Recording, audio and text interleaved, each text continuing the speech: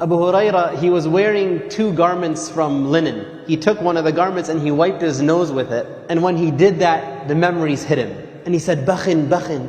Bakhin, Bakhin is like, whoa, like, man, you made it. Almost like that kind of phrase. He's saying like, Abu Huraira is wiping his nose with linen. And then he mentions what his situation was like before. Abu Huraira used to be from Ahlul Suffah. Ahlul Suffah were the poor in Medina who didn't have any family, didn't have a business or a job or land to raise crops and whatnot. Ahlul Suffah, they lived in the back of the masjid. And so he says that there would be periods in my life when I would walk between the mimbar of the Prophet ﷺ and the room of Aisha radiallahu anha, and I would be so hungry that I would literally fall down and pass out. And people would walk by me, see me on the floor lying down, and they would put their foot on my neck thinking that I was crazy. He says, I wasn't crazy. All that led me to that point was extreme hunger. And he says, now I'm wearing 2 cloth garments. In another narration also in Bukhari, Abu Huraira tells us a story. He says that I used to lie down and put my stomach against something on the ground to apply pressure to my stomach.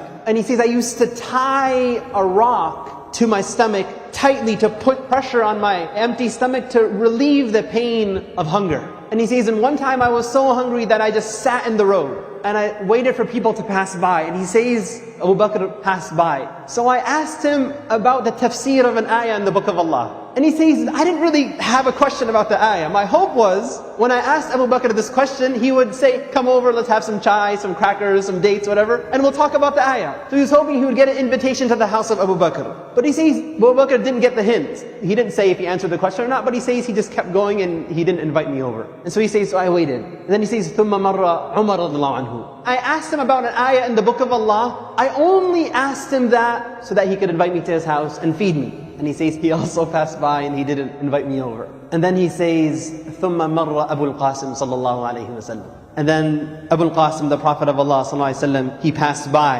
And when he saw Abu Huraira, he says, فَتَبَسَّمَ حِينَ رَآنِي. Right when he saw Abu Huraira, the Prophet ﷺ smiled. Abu Huraira says that, and right away he knew what was going on, what I was thinking about, and what you could see in my face of hunger. So he says, Ya Aba Hir, Abu Huraira. He says, Labbayka ya Rasulullah. Here I am, O Messenger of Allah. He says, Ilhaq, come with me. So he says, so I followed him, and we went to his house. So the Messenger of Allah ﷺ goes home, and he realizes Abu Huraira is hungry. And so he asks, do we have anything at home? And he is told that there is a cup of milk.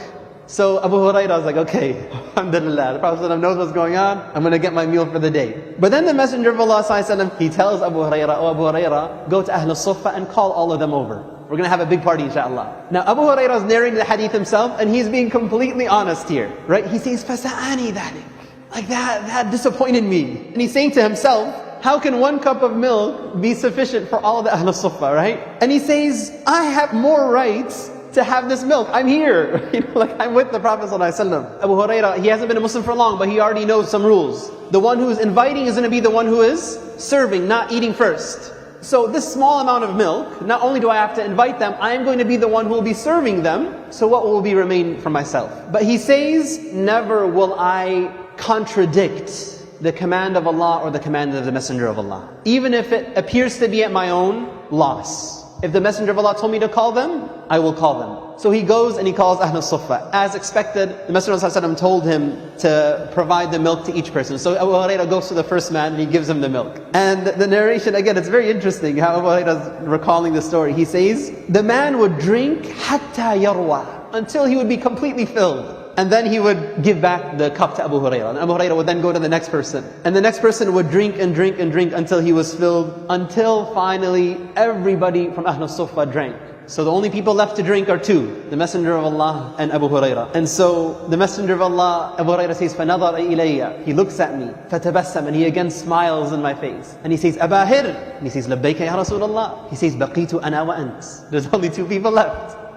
And Abu Huraira is thinking, who's the milk for, right? So the Messenger of Allah tells Abu Huraira, drink. And so he drank. He finished drinking and he gave it to the Prophet. The Prophet said, drink again. And he drank again. And then he says, the Prophet kept telling me to drink and drink and drink until he says, O Messenger of Allah, I swear by the one who has sent you with the truth, I have no space left to drink the milk.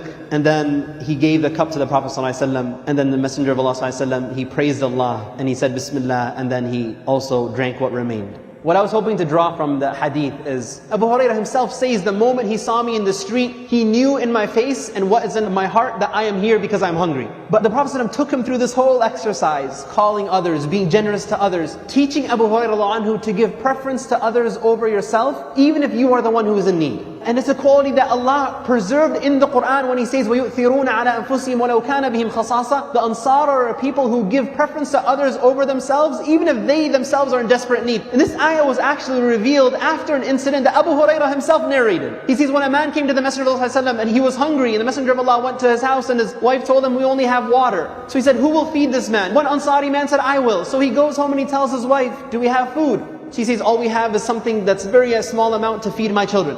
So he says, well, cook the food, turn on the light, the lantern. It was at Isha time, it was dinner time. Turn on the light, and then make your kids go to sleep without feeding them. Just keep them busy until they fall asleep.